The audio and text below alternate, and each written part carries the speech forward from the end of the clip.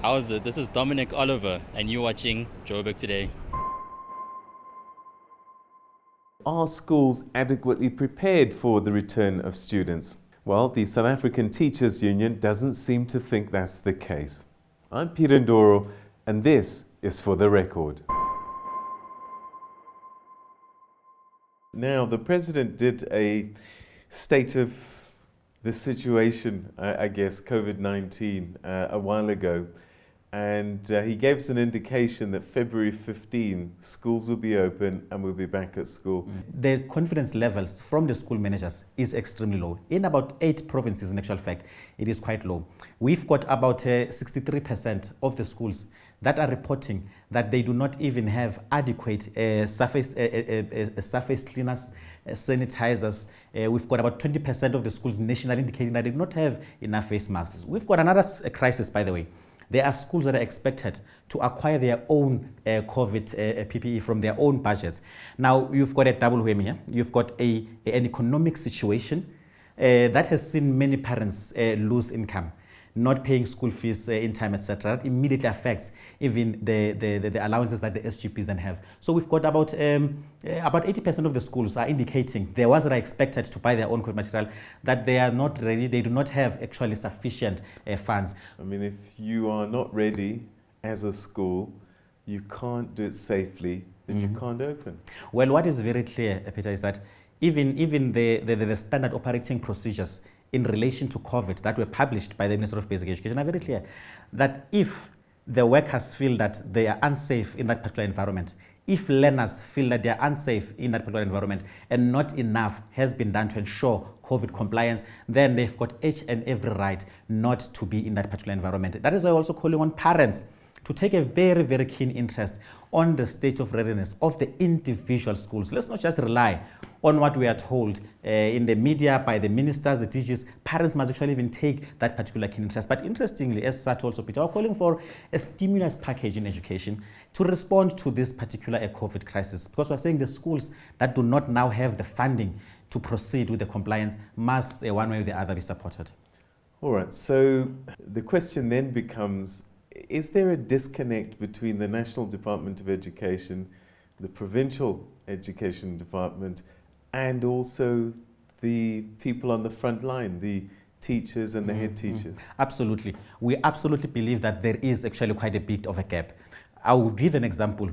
When we started with the lockdown conversations in 2020, March 2020, and then we started with the conversation around the closing of schools, reopening of schools, closing, reopening, more than once, you would have the minister actually going on national TV and say that we are ready.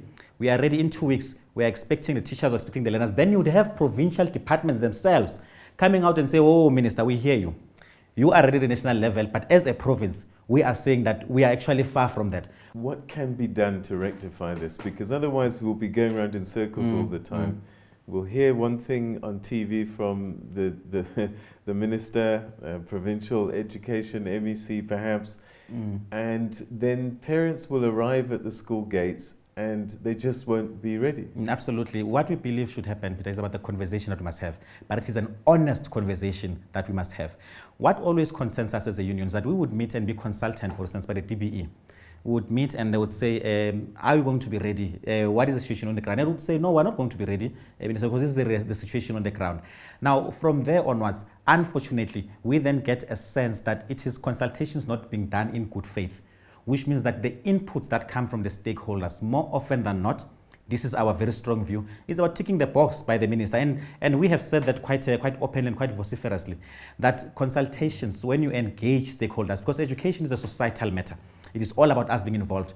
Let's listen to the parents' associations, school governing associations, because they are there. Let's listen to the teacher unions, 5 of them registers, they are there. Let's listen to the learners, they are there. So what we are saying is that it can be correct that we are just merely consulted, just for the purposes of ticking the box. And when we tell you of the kind of problems that we're experiencing, you still go out and pronounce otherwise. I mean, we actually spend resources, Peter, to even conduct research, our own, accurate surveys as unions using our own networks, our own members.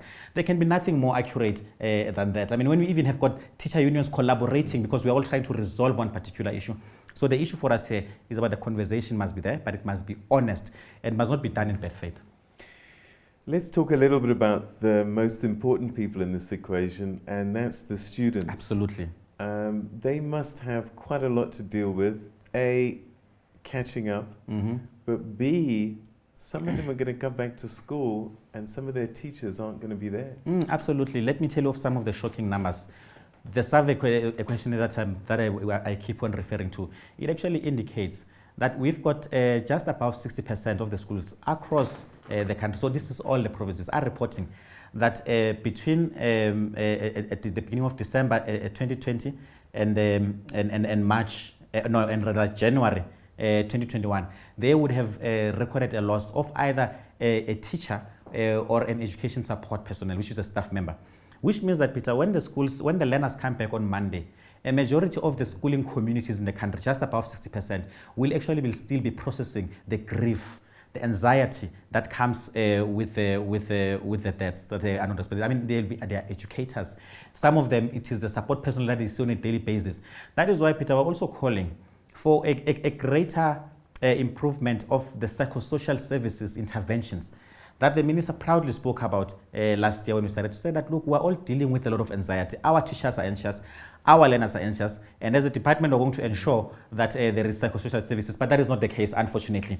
That particular intervention is just not there, and it is a serious gap, which means that literally educators, learners are on their own in this particular instance. As we continue to rely on unions to advocate for the rights of teachers, parents and learners, we also hope that the Department of Education will tighten its belt by ensuring that schools are ready and COVID-19 compliant.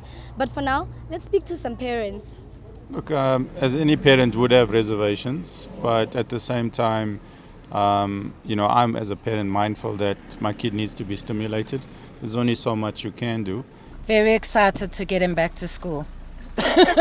Excited that the kids is going back to school and everything can return to normality.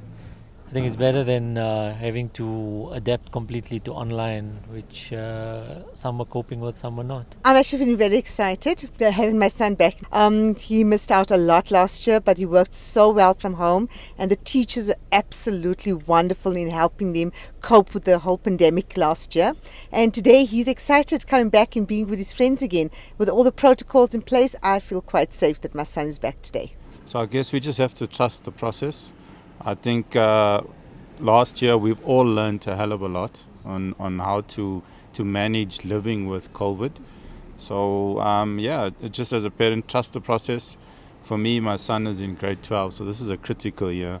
Very excited because it's my son's last year of schooling at Parktown Boys, and he has been here for a very long time, and you know what?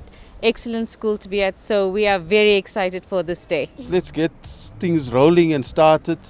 Hopefully the economy and everything else will pick up. I know Parktown is very, very strict with their COVID regulations and stuff like that. And he's quite responsible as well. Nothing is normal anymore, so we just got to go with the flow, to be honest with you.